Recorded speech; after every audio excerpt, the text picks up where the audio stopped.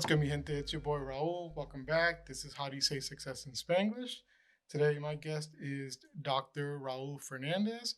How's it going, Raul? How you doing? What's up? Good to see you, brother. Hey, good to see you too, bro. As always, it's gonna be really weird talking to someone else who's a Raul.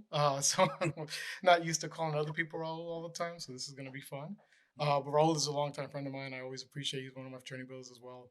So I'm so glad you're able to get on the show. So just for a little background on Raul, Dr. Raul Fernandez is a senior lecturer at Boston University, where he studies, writes, and teaches about inequalities in education.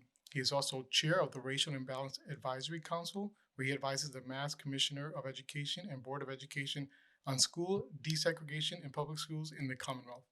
In the last years alone, Dr. Fernandez wrote a piece that helped topple a monument to white supremacy, created a film series that engaged thousands of participants in challenging dialogues, and trained thousands more in equitable policymaking at institutions in the US and abroad. Dr. Fernandez also served as a member of Brookline Select Board, the first Latinx person elected to that position. During his time there, he created a working group to support public housing residents, a racial equity advancement fund, and a task force to reimagine public safety. Dr. Fernandez is also the policy chair on the board of Amplify Latinx, which seeks to build economic and political power for Latinos in Massachusetts, and a board member of Commonwealth Kitchen, which supports women and people of color in starting food businesses. He is also the founding executive director of Brookline for Racial Justice and Equity, where he lives with his family in Brookline, Massachusetts. And he's also a dad raising a beautiful daughter and a loving husband. So there's nothing you don't do. So I try. nice, nice, bro. So obviously, very impressive resume. You've accomplished so much, and I'm glad I was there to see a lot of the journey that you've been through. But the most world doesn't know much about you. So I guess to kind of start off, tell me, who is Raul Fernandez? Yeah. Just a man standing in front of another man doing a podcast. Nice, No, but you know, my work, my life is really centered around equity, particularly racial equity. I grew up in El Barrio in Spanish Harlem, and then later on in the South Bronx, and come from a family of transit workers. My father worked at first cleaning the cars, the train cars at night, and then later on was a conductor, and then what they then called a motorman, which is now a train operator, which is what my sister does, and then later on worked in an office. My mother, for my whole life, had been a bus mechanic, working on the air conditioning units on the city buses, and so that was a big part of my life growing up. Is just spending time seeing working people like doing their thing, going after school, doing my homework in the break room, at the train yard or the bus depot, and sort of really seeing my family lift itself up through these good union jobs that they were able to get. But I started off really, I remember us being on public assistance, living in public housing for a while, and going to typically under resourced public schools. And sort of my whole story is about having an opportunity that led to another, that led to another, that led to where I'm right now. And it's the reason why I focus on education right now, because I know what it's done for me and what it does for so many other people. So I'm happy to get more into that. But that for me is what I think about all the time, is how we can use education as a tool, to help people lift themselves up. nice. And what was that opportunity that you talk about? So when I was 4 years old, I actually was recommended for this talented gifted program in New York, by this teacher, Miss Friedlander, and who had to decide who among the 4 year olds in her class she was going to recommend for this program. I have a 3 year old right now. I've been around 4 year olds. I can't tell you which one's got promise and which one doesn't. In fact, nobody really can. I mean, they all have promises, the truth, but some get picked for this program and others don't. I get into the talented gifted program. That gets me to later on, Manhattan East, which is an exam middle school, and then Bronx Science, an exam high school, all public schools, and then ultimately to Boston University. Um, if I hadn't gone down that track, I would have gone to my neighborhood schools. By the time I'm in high school, I was living over by Stevenson High School, Stevo at the time. It's actually where Big Pun went to school. Mhm. But it was a school that was only graduating at the time 3 out of every 10 students that went there. That's 30% graduation rate. Never mind going on to places like BU. Meanwhile, Bronx Science was graduating everybody that went there. 99 to 100% of the students graduate and go on to places like BU or even better. So, like, that's the difference that having that kind of opportunity can make. And we've seen it's now 40 years later, and we still do the same things. We still have these talented and gifted programs. We still, hoard resources and provide them to some students. We water those flowers, and we don't water other flowers. And then, I don't know, we sit around wondering why some are able to succeed and others aren't, right?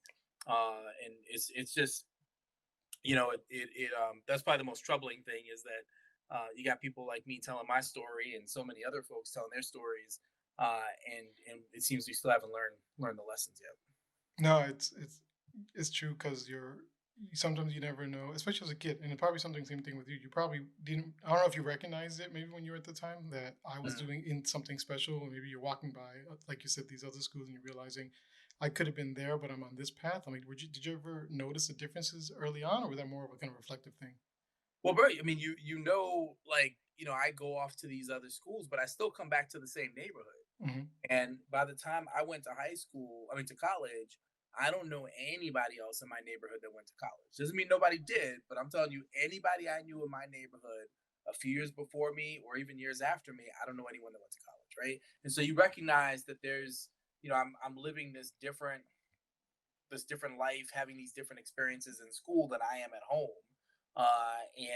And yeah, there's that sense of dissonance like between the two.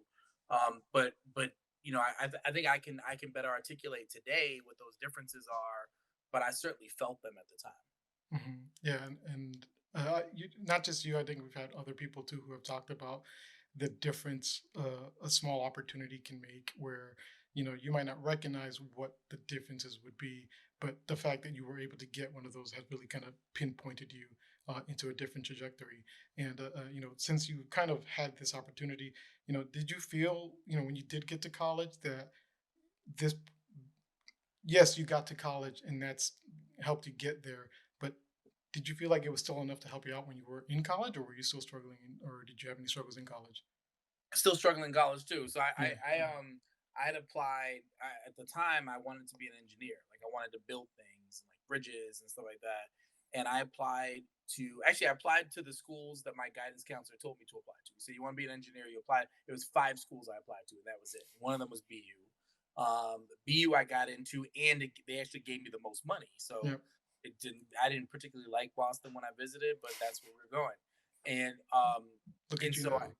yeah, but I got the acceptance letter, and it was, instead of being an acceptance to the College of Engineering, it was an acceptance to the Science and Engineering program, which I'd never heard of and didn't apply to.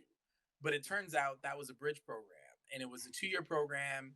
You do well enough there, and then you can get into the real College of Engineering. But when I actually started going to the classes, I noticed that like that's where all the Black and Latino kids that were into STEM were. Like we were all in the same place, and it wasn't long before like people started dropping out because it was, whereas like some bridge programs, if they're done right, are intended to like help you succeed or lift you up. This was like really felt like it was intended to weed people out. And at some point I didn't want to leave BU, but I didn't want to be in that program anymore. And I went to talk to the director about it because I wanted to be in communications, which is what I ultimately graduated with. And but I had to get his signature to leave the program, and he told me, we don't like people coming in the back door of the university and then deciding they want to be somewhere else. Oh wow. Uh, oh yeah, yeah. How did that So make you feel? oh, I was enraged. I was so upset. I literally, this guy, his name was Chip. I literally cursed him out like hard. Oh I mean, wow. I like slew of expletives. I don't even remember what I said, but it was bad. And then at the end of it, I said something to the effect of like, "Do you really want um, a fucking kid like me in your fucking stupid program?" and and he um and he said, "No, I don't." And then he signed the paper and he released me. I was like, good. um and but it was, it was hard. It was like getting acclimated to this overwhelmingly white environment was difficult. I remember being on an orientation tour where they were like so excited because the BU had just won a national championship, but then they were like in hockey, and I was like, damn, this place is white. And it's harder in a big university like that to find your people. Which is why when I found like Latinos Unidos, which was one of the Latino student groups that was around at the time, and also ultimately the fraternity Field Alpha, like that, I found like a place where I could have support because I didn't feel like I was getting it from the administration. I didn't feel like I was getting it from faculty, or anybody else. And having that peer support is probably what kept me around at BU, including when I was switching over. I had to take a semester off, um, and I also had to figure out how to pay for college because my father said, "I sent you there to be an engineer. If you want to be something else, you can pay for it." And he wasn't bluffing. He Yeah. stopped paying for college. That was it. It was done. And so now I have like this path I want to go on. I know I want to be in the college of communication. I feel good about that. But Angela, the advisor at comms, telling me I can't get in with my grades from engineering. I said, what does that have to do with anything? I suck at engineering doesn't mean I'll suck at communications.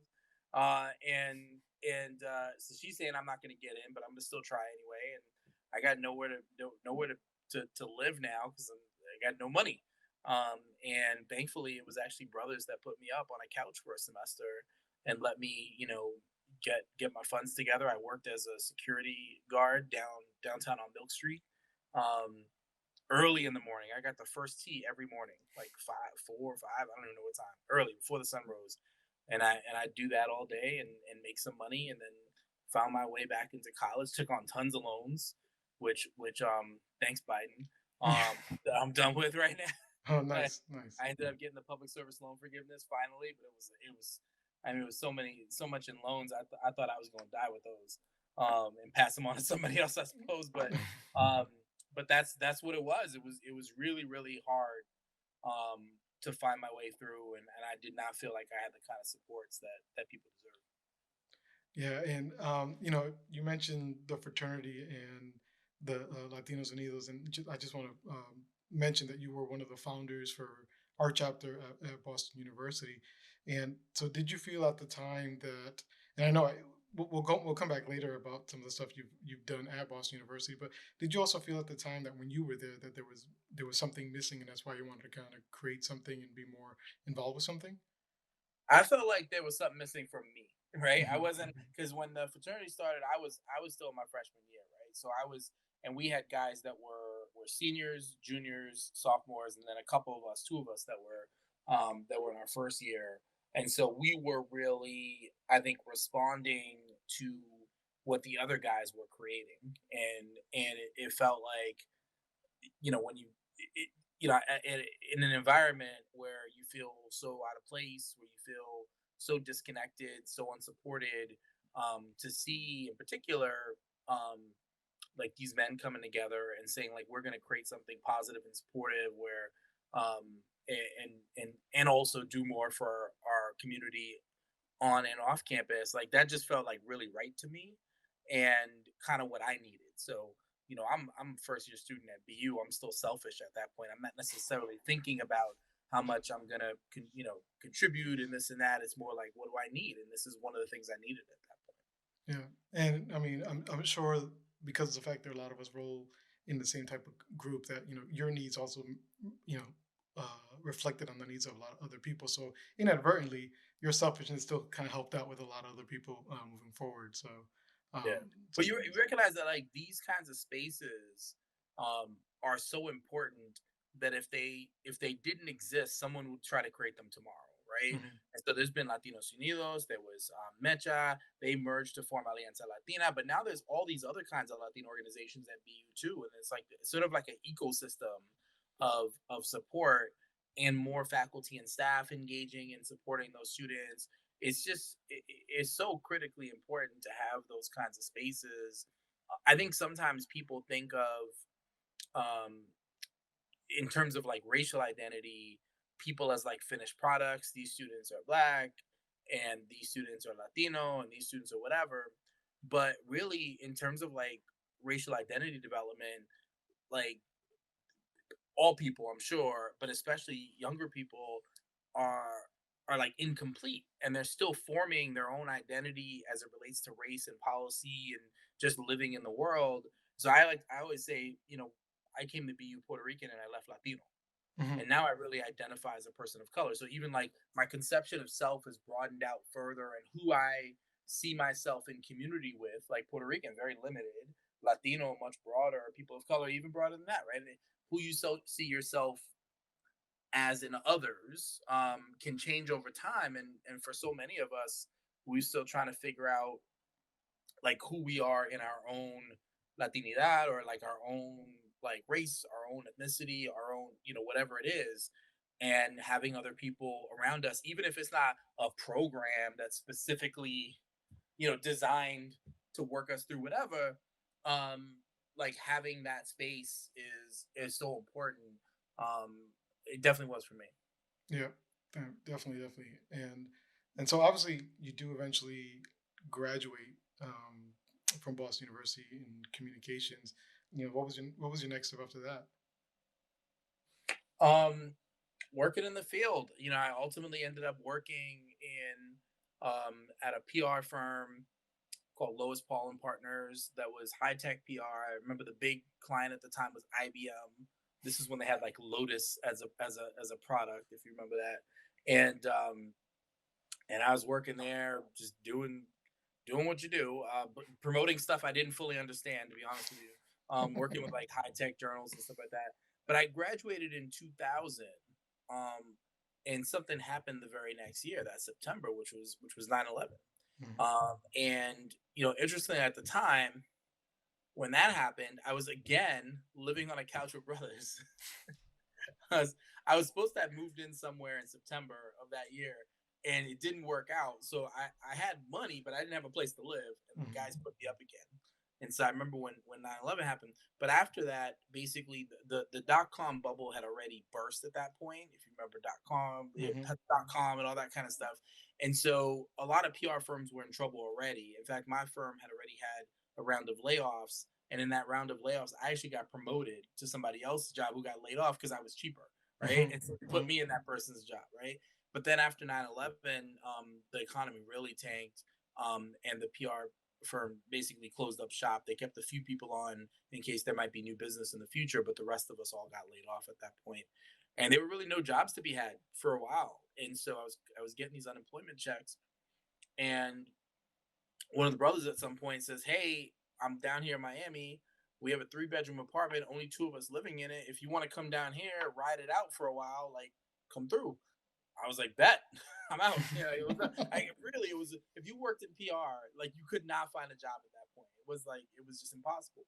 And so I went down there, and that became like about 3, almost 4 years of my life living in Miami. And I started working. I got a graduate degree down there, and just lived down there for a while. Worked in communication at Barry University, um, before I finally made my way back up north at Northeastern University, and then ultimately BU, where I've been for the last was it 16 years now? Oh, 18 Yeah. years now. Yeah. Yeah.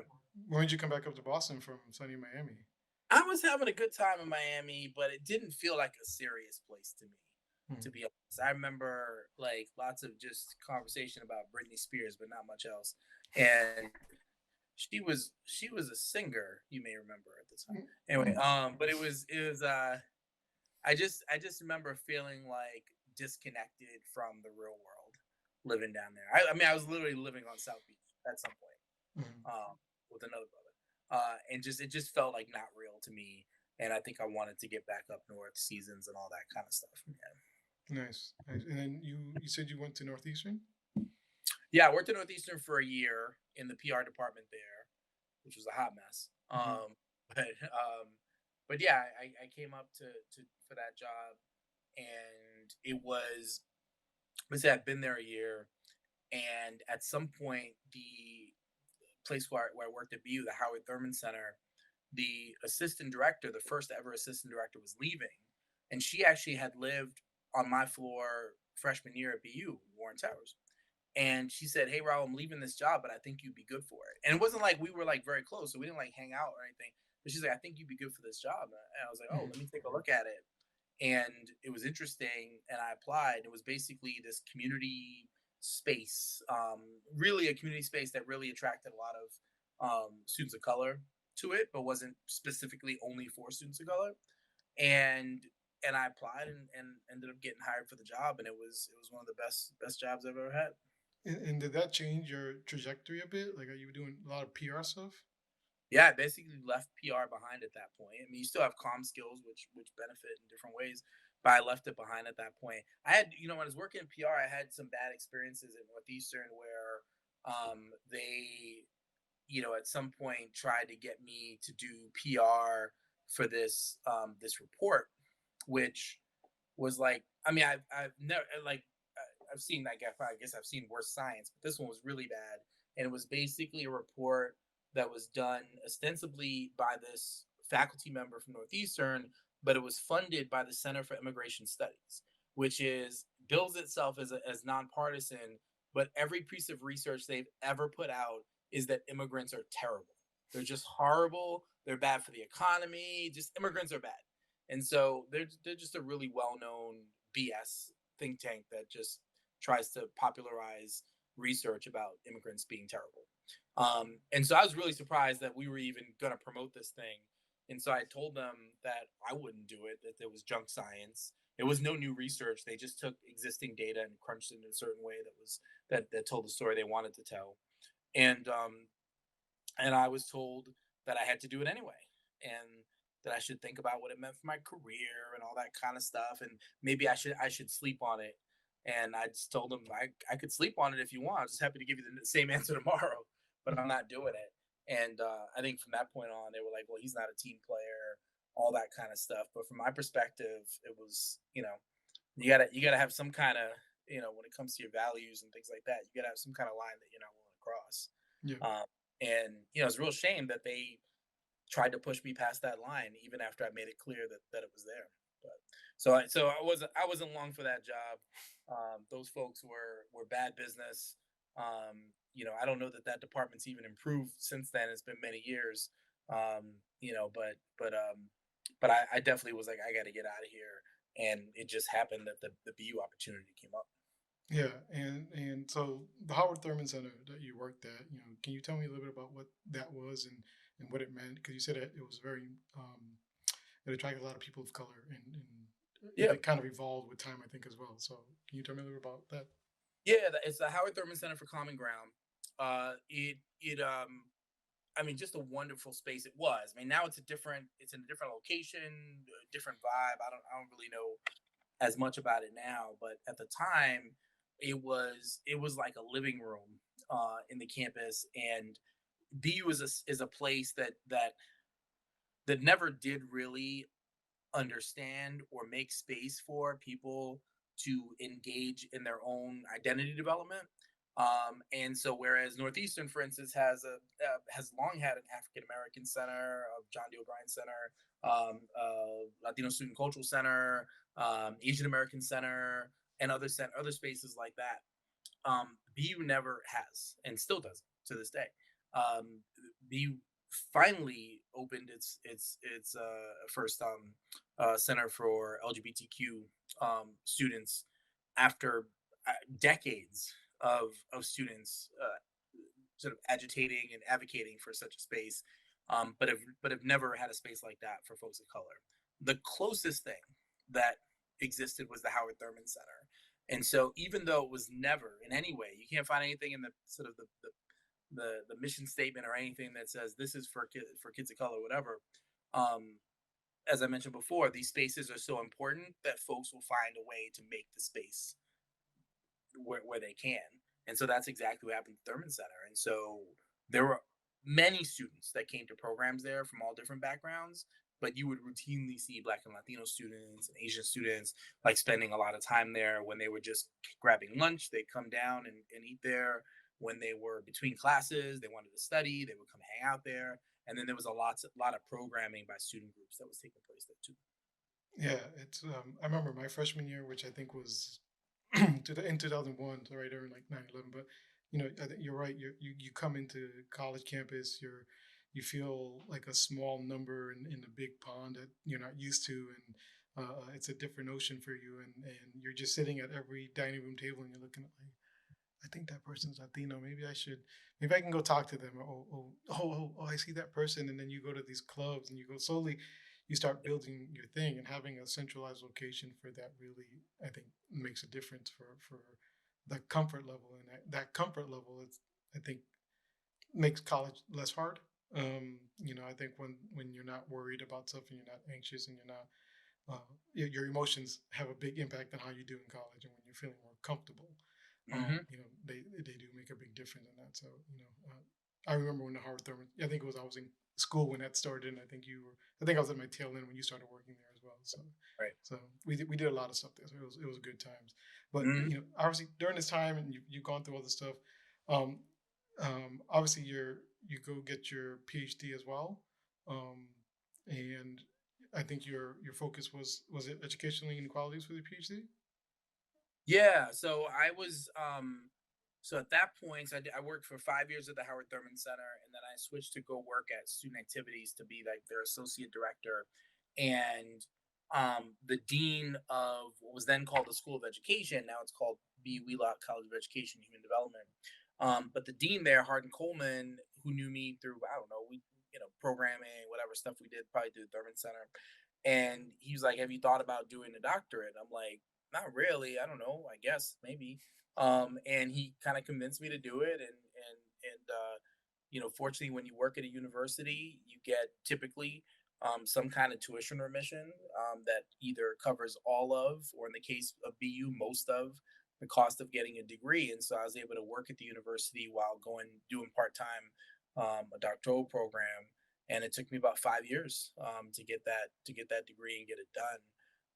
And I'll tell you, I was like good. I was my trajectory was maybe to be like a dean of students or something like that, and I hadn't been thinking about a doctorate before he brought it up. But when he did bring it up, the thing that I thought about was actually my mom, who had tried, like, had these like starts and stops trying to get a bachelor's degree and just like never could get it done. I mean, she went to multiple schools, multiple times, trying to do a class here, do a class there, but never was able to earn that degree.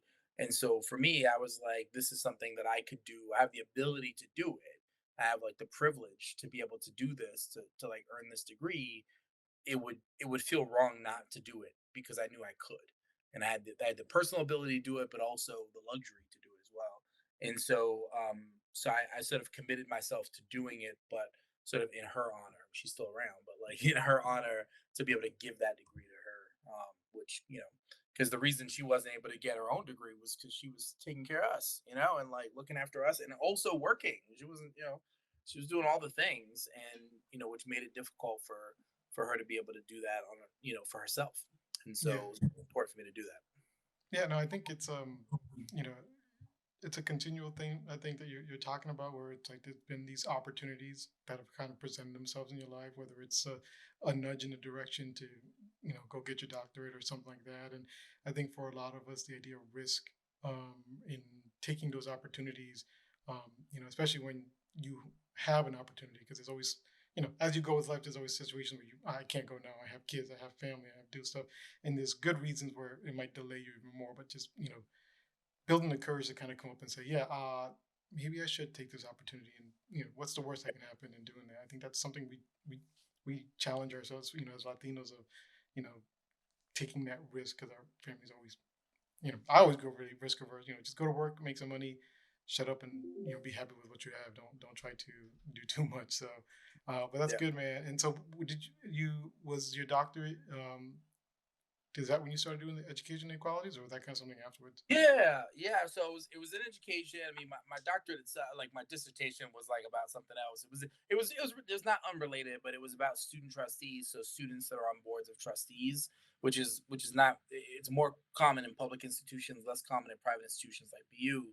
But what I was trying to understand is like the ways in which students can exercise power on college campuses. And I knew a lot about student activism and organizing and working through student groups and student government and all that. But this idea that there could be students that sit at the sort of the highest level, the biggest decision makers, the people who literally can hire and fire the president, the board of trustees, and was trying to understand how they utilize that power. And so I studied student trustees in the UMass system, so across the various different colleges in the UMass system, and during periods from like the late '60s up until more recently, but including during the time of like students trying to get universities to divest from apartheid South Africa, students trying to get universities in some cases to like not invest in athletics and to keep money focused on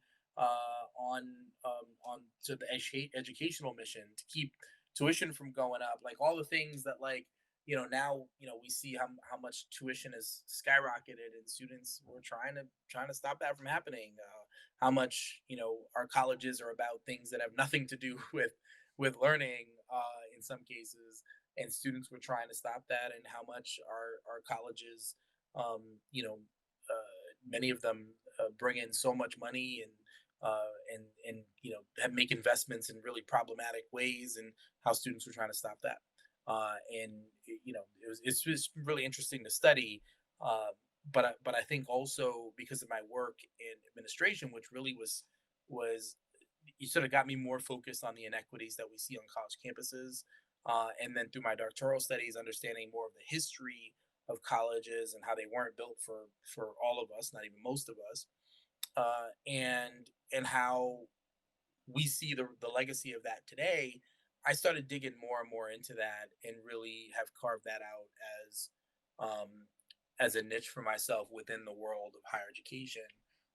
And then even more recently, um, taking that a step further and thinking through what that looks like through the lens of policy and legislation, and how shifts in policy might make our campuses more inclusive and equitable. And so that's been a big focus for me lately. Yeah. It's one of those things where every time you dig a little bit, you always find something else behind it, and it's always something else above. And if you keep climbing that ladder until you get to the top, and that's where the big change happens. So, Mhm. so I guess to kind of talk a little bit about some of your expertise. Like what are some of these inequalities that you see facing students nowadays? Yeah. Well, I mean, we've sort of uh, gotten rid of a lot of the prohibitions that used to exist, right? Like women couldn't go to college. There were quotas on the number of Jewish students that can go to college. There were, prohibitions on, well, certainly when folks were enslaved, they weren't allowed to engage in education. But even after that, there were limits on who could be in college based on race and ethnic identities, immigration status, all of it. The one that still seems to exist is around income and whether or not you could afford it. And the truth is that there are at some of the best colleges out there right now, there are young people, especially, who are getting into those colleges but can't afford to go to them. And that's still perfectly legal, and that's what we do now. Some colleges have stepped up and increased financial aid, especially for people at the lowest income levels. But that still holds true as well. And then meanwhile, as I said, the rising cost is leading so many more people to go into debt for something that everyone tells them they need.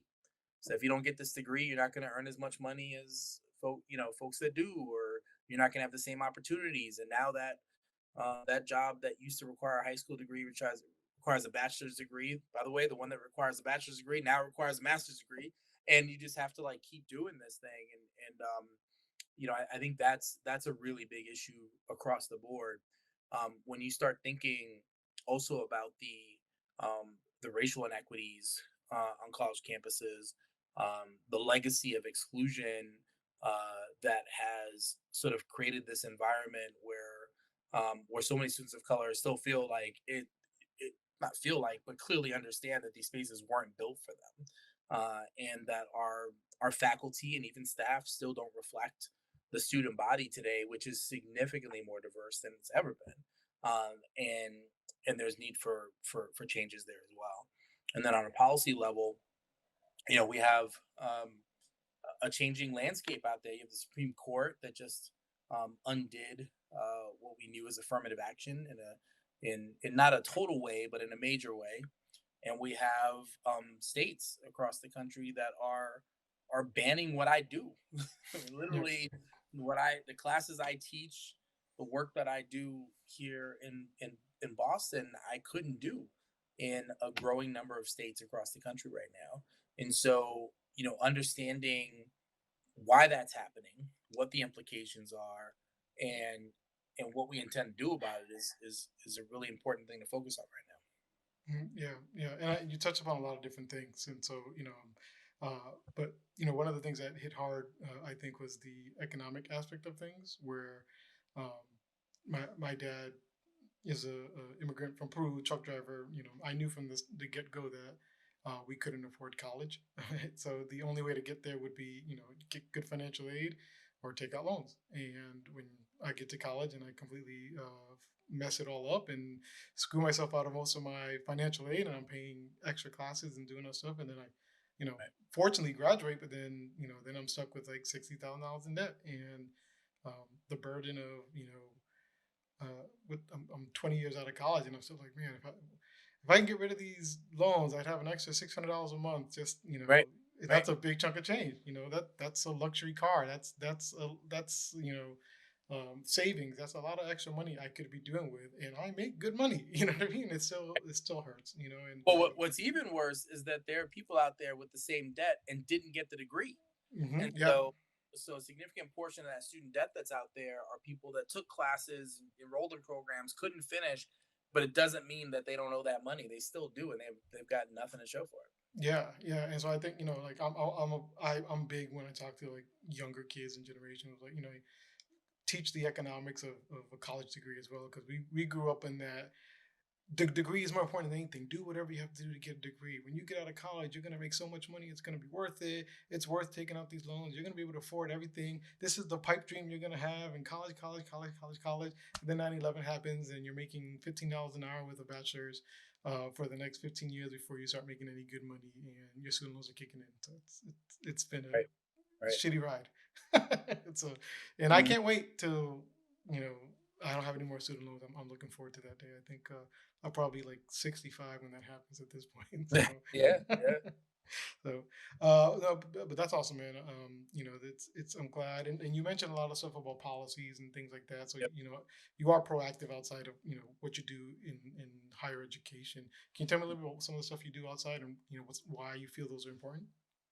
Yeah, and some of the stuff are connected to the work and higher. I mean, it's all connected, but some Yeah. of it's directly connected. So, in this work on the Racial Imbalance Advisory Council that I chair, we're looking at segregation in Massachusetts schools, which exists still today.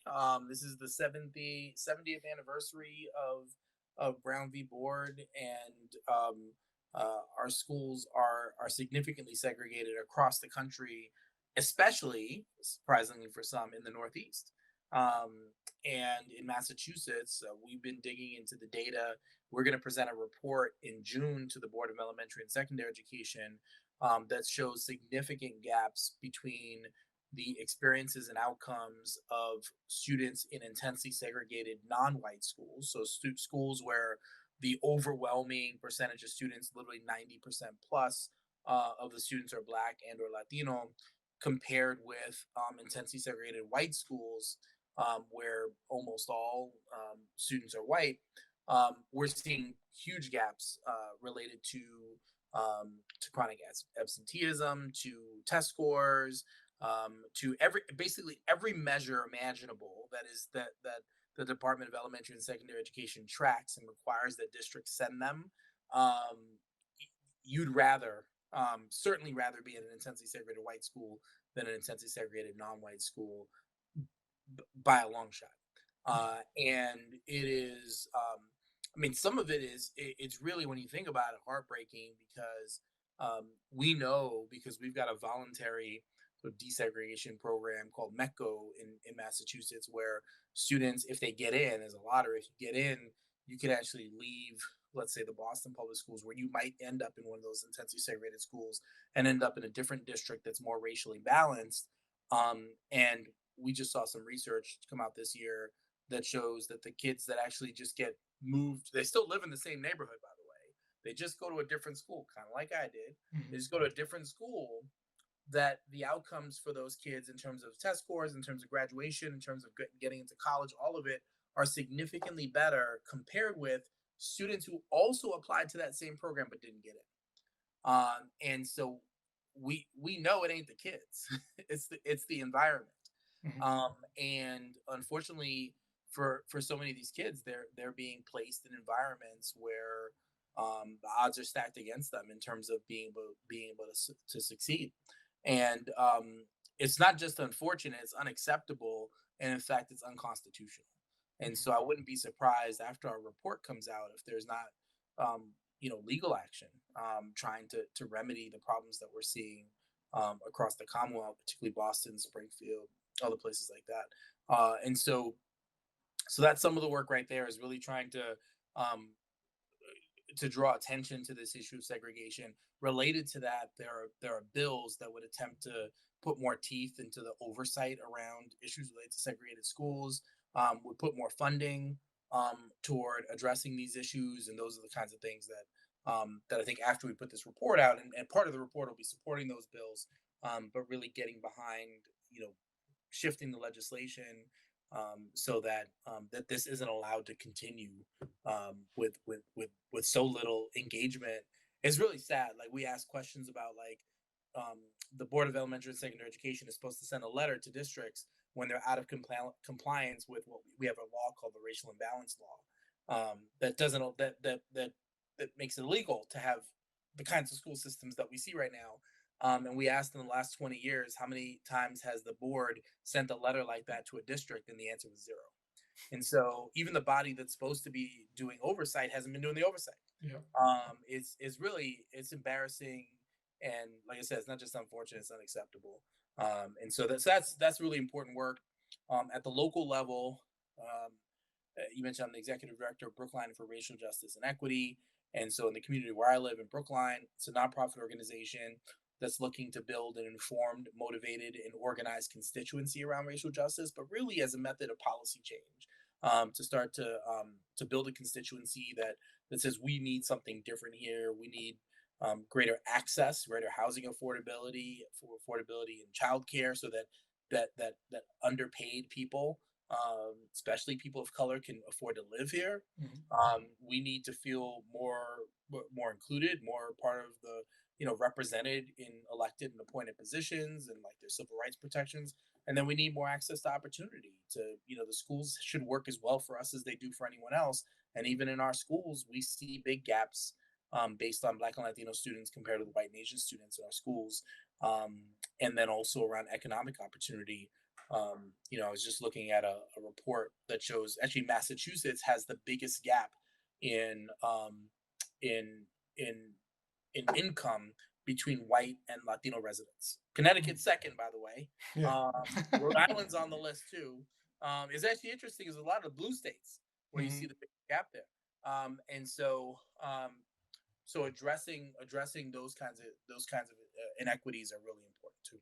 Yeah, I think they're growing up in Rhode Island. Rhode Island's a small, um, you know, micro, maybe micro level compared to a lot of other big places where there's a lot more population. But you can see the stark differences where it's like this is Providence. Everything that touches Providence is still kind of hood, kind of ghetto, kind of poor, and then it just rolls out and gets really white and a Mm. lot more money. And I remember we Right. went to go play baseball against Barrington, which is one of like the biggest schools in one of the richest schools in Rhode Island, and we go there and we're JV, by the way, because I started I didn't play baseball till like my senior year, even though I wanted to since freshman year, Mm. and I just figured I wanted to do at least one season before I graduate, and I did baseball. I was in JV, and JV team we're wearing the old uniforms from our previous, whatever varsity stopped wearing. They have holes, they have dirt, they have stains, they're just all beat up, and we get to this JV game, and these guys have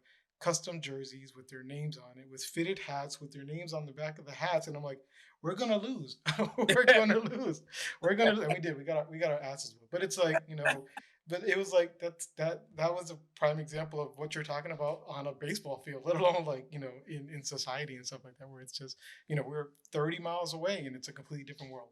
So Yep. yeah, Absolutely. You know, and so you obviously you're a lecturer too, and you know when you're teaching, what are some of the things you talk about when you teach with your students? Yeah.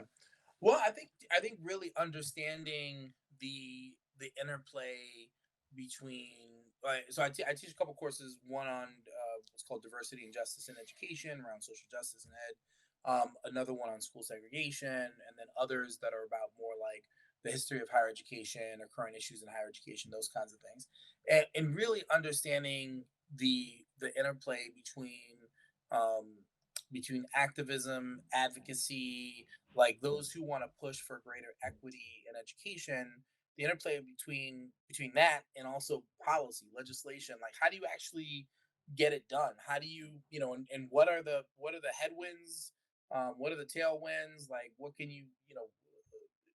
what supports you have, but also what's working against you, and then also what the trends are out there, right? So recently I did a presentation, um, that came out of some research, which was looking at the impact of these policies that are proliferating across all these different states, Florida, Texas, Oklahoma, Idaho, everywhere, that are like banning books and DEI and also anti-trans, all this stuff, right? And I was trying to understand, like, where it's coming from now, right? Because it's not like folks all of a sudden decided they didn't like this stuff, but now it's really like starting to happen, and what led to that.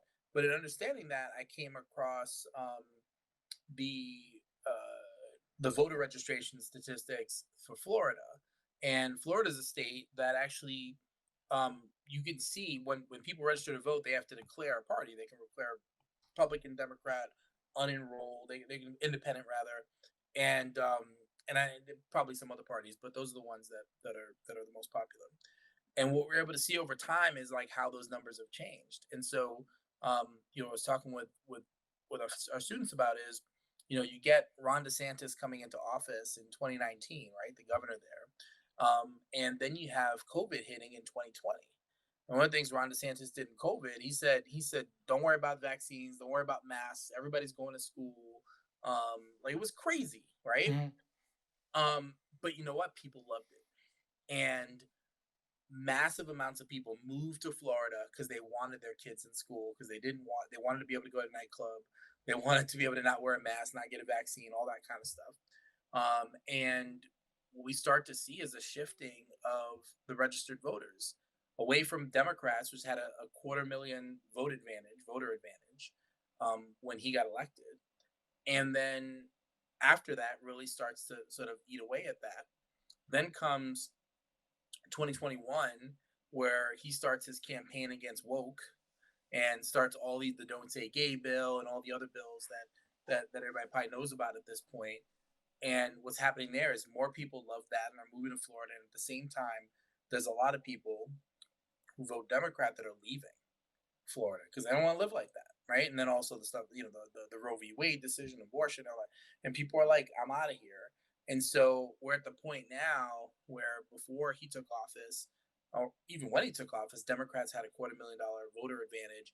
Now Republicans have a million person registered voter advantage, and which is significantly changed Florida from a swing state, which Obama won and then Trump won, to really a red state. I mean, it's just properly red state at this point, and I think those numbers are going to go even up for Republicans as more people register before the election. So, understanding the implication of that, of that playbook. Like, I don't think Ron DeSantis is some genius that's like, here's what I'm going to do. Oh, COVID's coming, let me do this, and then I'm going to start doing these. I think he's just doing things, right? Hmm. But other people watch that and they say, wow, that really seems to be working. Like, you can do crazy things like this and still be in office. In fact, if you're crazy enough, then people will leave who don't like it. People will move there who love it, and you actually solidify your power. See the exact same thing happening in Texas right now, and some other Texas, which was almost, well, Texas was almost purple. It wasn't. Yeah. It was always red, but it was almost purple. There's more Latinos than anybody else who live in Texas right now. A lot of them Republicans though, and and we don't know enough about Texas data because they don't actually keep their voter registration in the same way. But it almost felt like Texas might go blue at some point. I don't know about that anymore.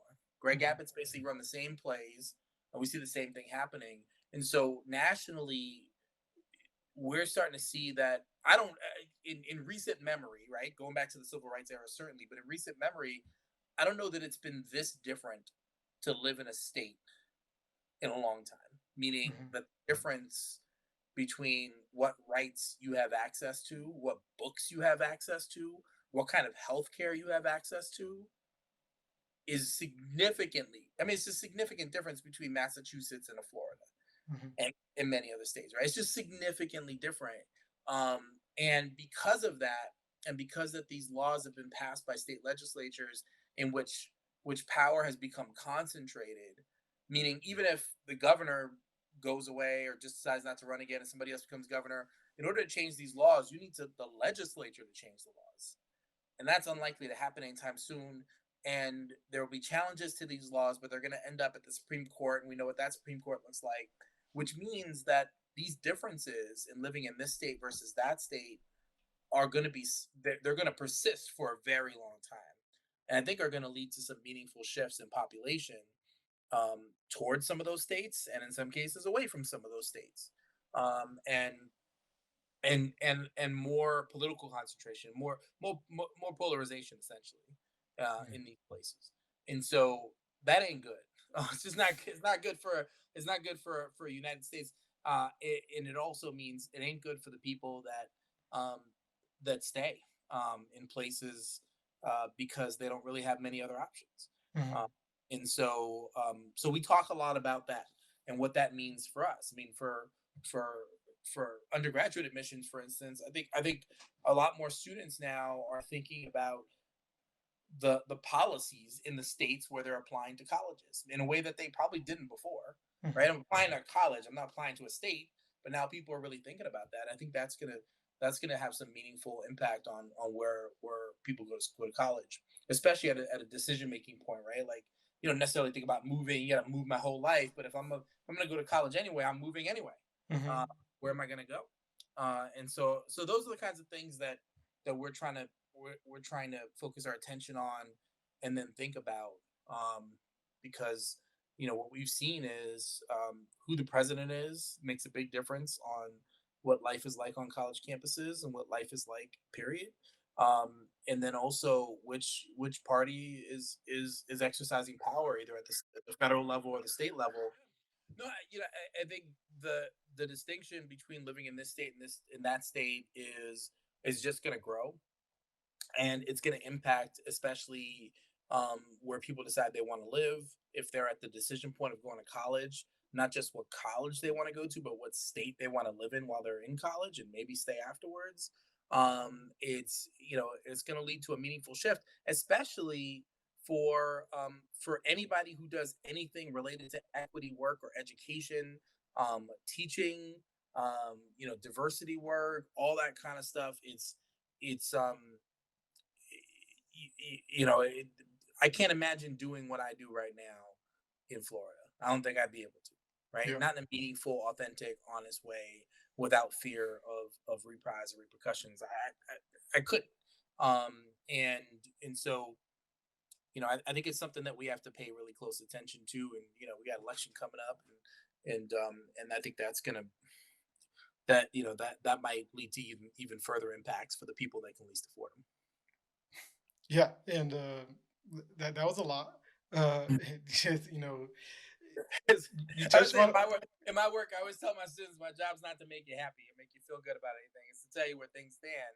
Yeah. And it's not like I'll say it's not like um it's like, oh, I think things are gonna be really bad, but I don't know what I'm talking about. It's like, no, things are already bad. Yeah. I was telling you years ago it's gonna get bad. It's Mhm. pretty bad right now. And what I'm telling you now is it can actually get worse. Mhm. And I don't get any joy out of sort of making that prediction or providing a lot of evidence that that's going to be the case. But I think we have to be going with eyes open and make decisions, make political decisions, make life decisions, understanding the situation that we're in, and how it's likely that this isn't just going to all of a sudden we'll wake up one day and everything's going to be good again. We're going to be living with this for a while. Yeah, yeah, and it's like owning a home. You always have like two types of people that own a home. It's like the person who pays attention to every crack in the foundation and says, okay, something's coming up. Let me keep an eye on it. And then you have the other guys who are like, hey, is this hole in my wall supposed to be here? Is this okay? And then the house comes. So yeah, Yeah. no, it's keeping your eye on that. I think it's important, especially for people of color where, you know, we tend to get the short end of the stick sometimes. Like if we're not vigilant on what's going on around us, we're gonna get caught up again. And we need to be able to make sure that we know what's going on, regardless of which way you think you're is the right way. You should be vigilant. So, but yeah, yeah, man. Um, so I know on campus you've done a whole bunch of stuff on campus. I think you told me a little bit earlier about this Latinx graduation that you guys are hosting at Boston University. Can you tell me something about a little bit about that? Yeah, so it's interesting. This is the first time that BU is holding this sort of Latinx student graduation. It's for undergrad and graduate students that are graduating from BU. It's going to be this really dope celebration. I think last I heard, over 200 graduates have like registered to be there with their families and everything. So there'll be a lot of people there, and they asked me to give a speech at the thing. I have to put that together real quick. It's next week. But I was thinking about it, it's interesting that BU, and it's really driven by students and an advisor that are making this happen. So this isn't to give the university administration credit for saying we should be honoring Latino students. That's not happening. The students are making this happen, right? And working to get some money from the administration to make it happen. But um, this is happening for the very first time at BU at a time when similar celebrations in other parts of the country are either being defunded or banned. Which is like, talk about like, come on, like if you don't want the curriculum to make white people feel bad because white people in the past did bad things, like, or even today, like if you want that, okay. If you think certain books are too salacious for kids to read, okay. But the idea that you're gonna say that these folks can't come together and celebrate their accomplishments in a world where not enough of us get to that point Mhm. to have that celebration, and you're not going to fund it and you're not going to allow it to happen. It's just, I mean, it's just absolutely, it's offensive is what it is. And so I remember I was in Texas at UT Austin recently, and learned about how their celebration got canceled. Thankfully alums and some others have come together, put some money together so that they can do it for their Latino students there.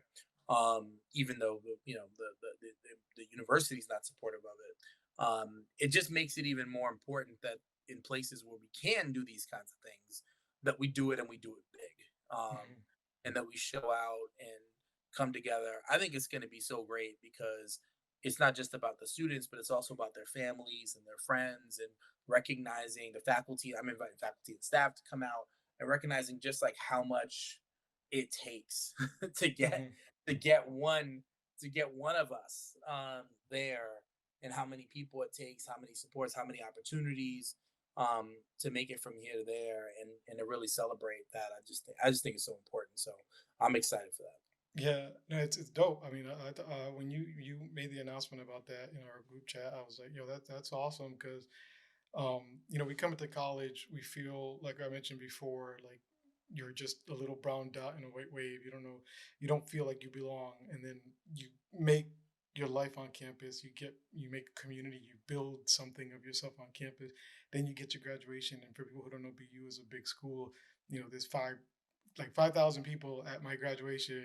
Like thousands of people at graduation, and you're like, all right, well, at least I got my friends here. And then you get split up into your smaller graduation based off of your major, and there's even less people I know. And it's like, oh, I got like one or two Latino friends that are at the graduation, and maybe some of your friends can go to one, and you might not see the other ones. You don't get to see some of the people you've literally been spending every week at these meetings, at these groups, at these events.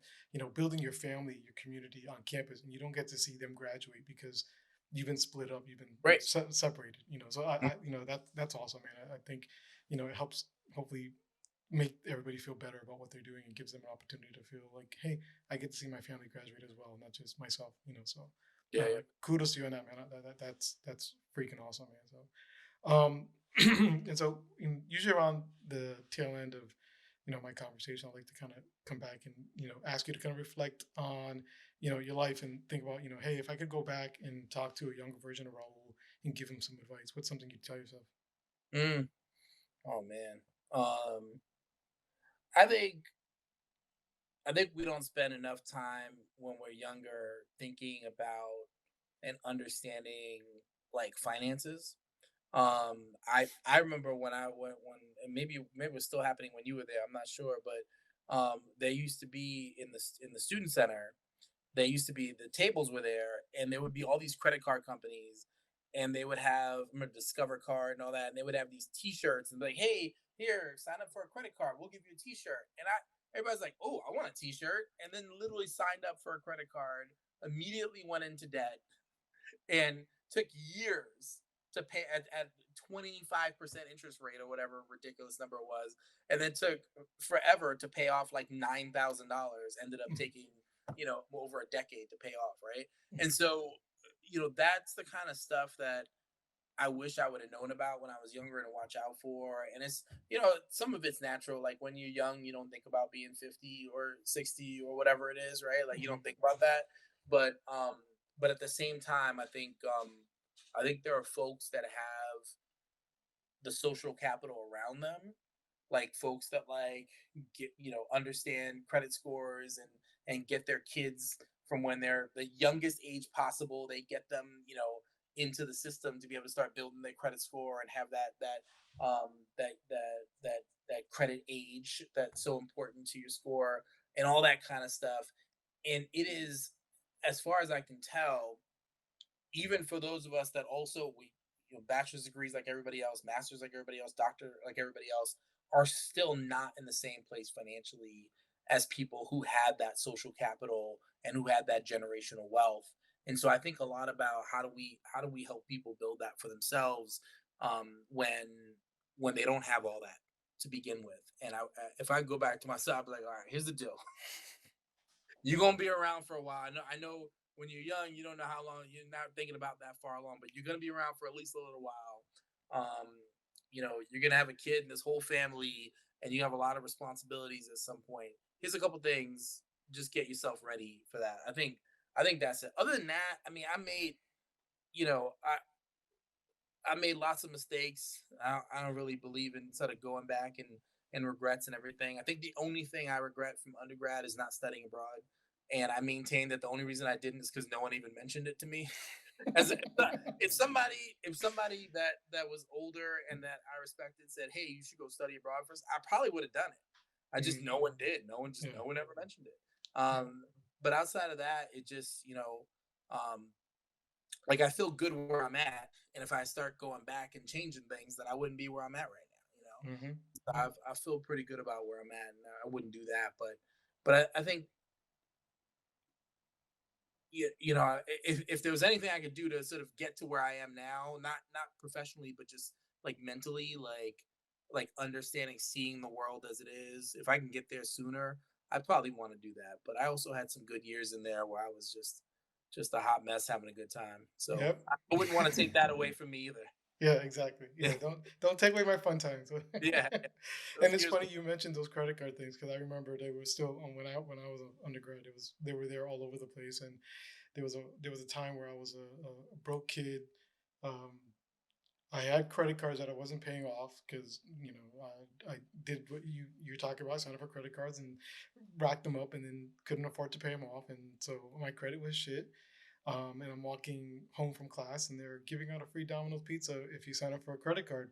So I had no money, I had right, no dinner, and so I was like, sure. And I signed up for a credit card. I knew it was going to get denied, but I got a free pizza out of it. So yeah, yeah, no, right, they right. were there, and they were giving you stupid shit for your credit. Oh, wow, man.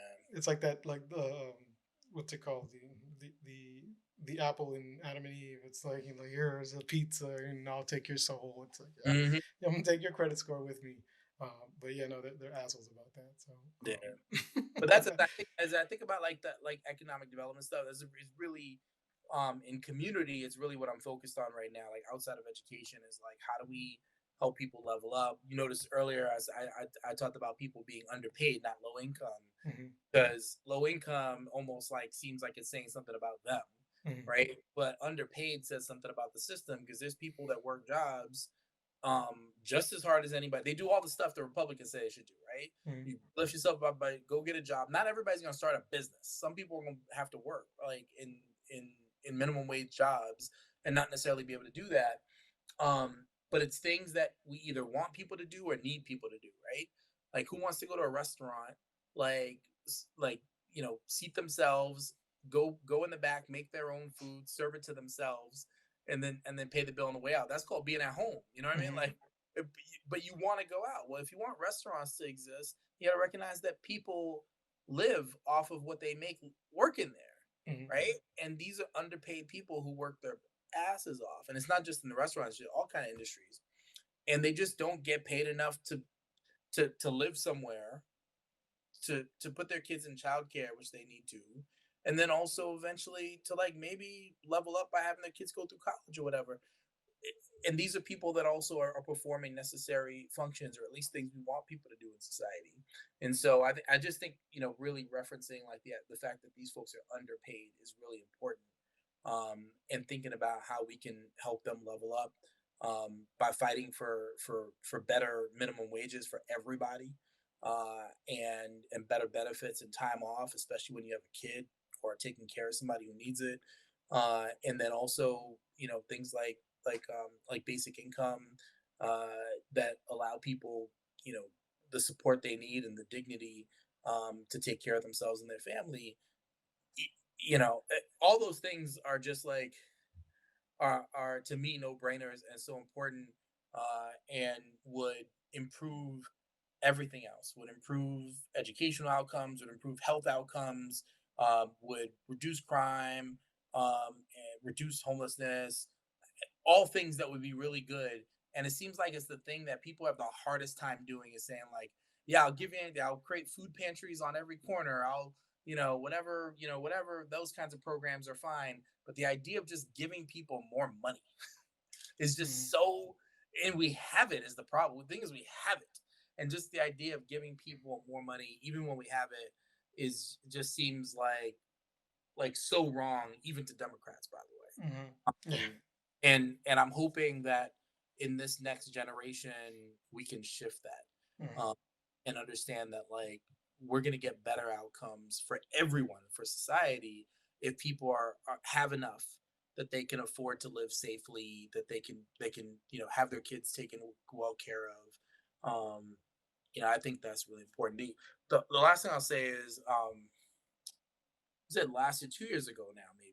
I had jury duty, and I was asked to serve on this jury.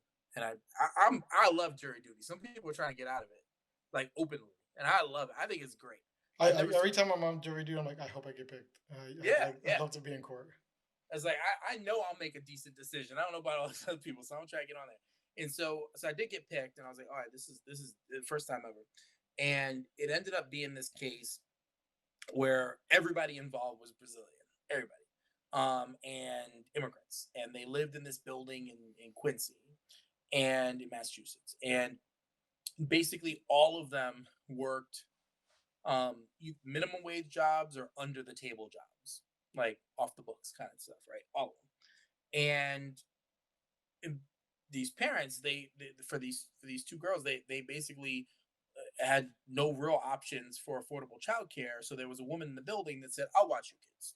Mhm, And uh, long story short, at best, these kids were being basically sat in front of a TV for hours on end, and that was mhm, that was the kind of childcare they got. And at worst, what happened, unfortunately, sorry listeners, is that the two girls were molested by the husband of the woman that was running this unlicensed daycare in the building, right? And it was terrifying, it was traumatizing. All of us are crying in the courtroom and everything.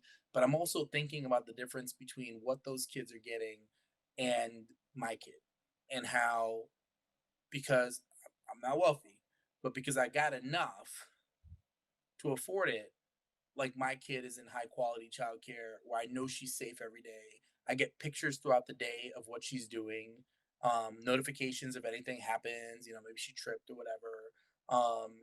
She's also being engaged the entire day with no screens, in with people who have degrees in early childhood education. The gap between what people with money can get for their kids at the earliest ages before public school even starts, Mhm. and those who don't have money, the gap between what those two folks get is so big. It in my mind explains nearly everything about the gaps we see later on in education. Is those first 5 years before school even starts? Is my kid getting engaged in, also having, my wife and I, doing our part in it too, but nowhere near what these teachers are doing for her, and Mhm. how my daughter's language seems to have exploded every day. Mhm. He's got new words and talking about new things and having new experiences that I couldn't provide, right?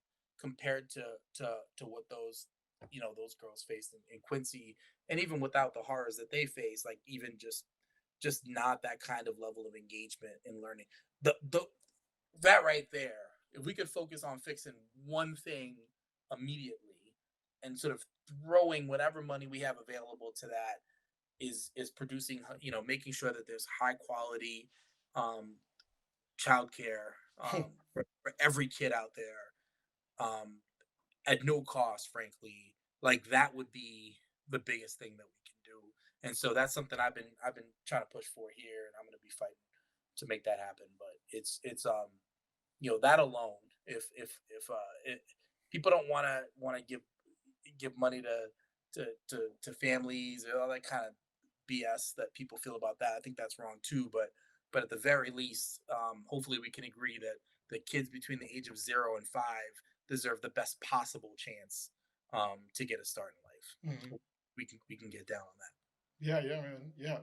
I mean, I know it's a lot to unwrap on that one, but yeah, I mean, from the cost of childcare has gotten crazy, and so I can. When I was having my daughter when she was younger, she's 10 now. 7 years ago when we were dealing with this stuff, it was crazy trying to find a good daycare. And that's with making decent money, like you said. It's still back and forth whether or not oh, should we spend 300 more here or go that way. So it's scary when you have money. It's scary when you don't. So it's a good thing to change. But Mm, and excuse me. So I guess finally, my last actual question that I have is, how do you say success in Spanglish? mm. Man, I think for me it's about community. It's about, like, really, I any success I have is because there were other people that kept me from dropping out, other people that kept me from being homeless, other people that that helped give me food when I didn't have it, who helped me out with money when I didn't have it.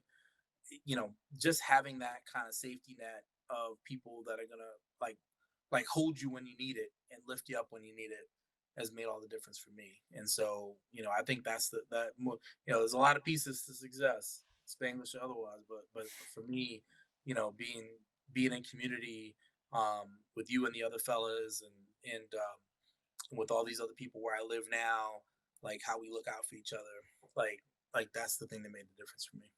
Nice. Awesome, man. Well, Raul, thank you so much, for everything. And I appreciate all the work you're doing out there at Boston University. And once again, thank you so much for being on the show. Uh, Thank you, brother. I appreciate it. And so, for everyone else, thank you so much for joining. I hope you'll come back next time as we continue to learn how to say success in Spanish. Peace out.